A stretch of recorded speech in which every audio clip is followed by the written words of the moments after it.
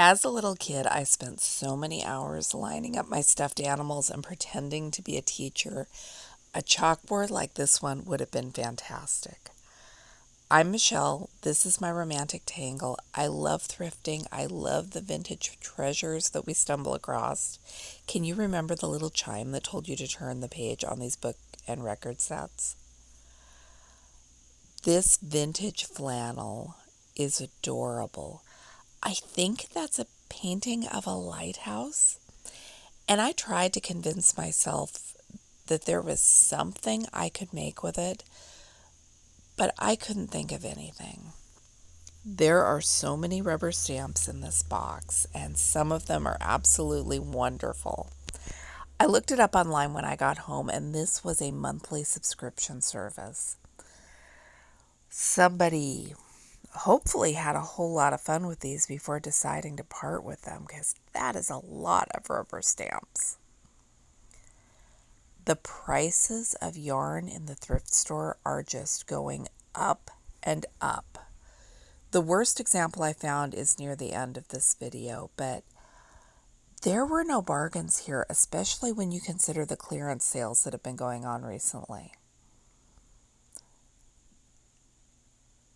I'm looking for some crochet cotton to use to tie quilt tops, but I'm going to hold out till I find something less expensive. This little basket was 50 cents. Since I started work on the attic sitting room, I've been wanting a dough bowl.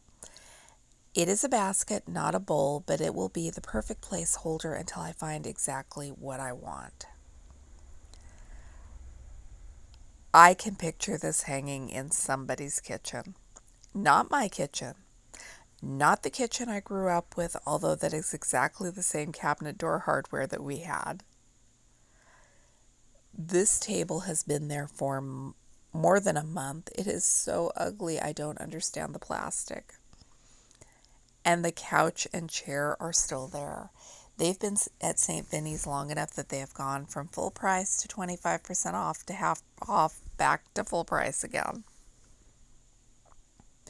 Someone took the control panel from an old radio and put it in a newer cabinet, and I am just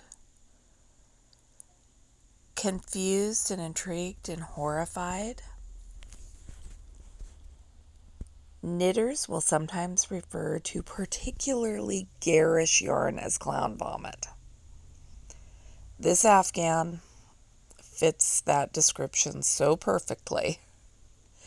It had baubles. The baubles were wonderful. And later in the video, I've got the craft project that would go with that in the same room.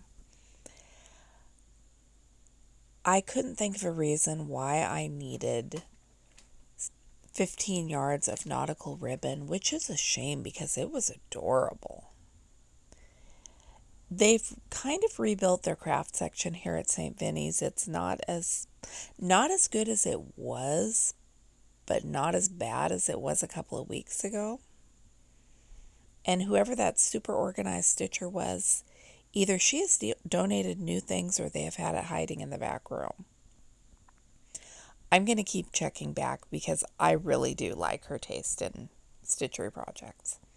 Okay, $4.50 for the same skein of Red Heart Super Saver that you could buy down the road at Walmart for $3.77.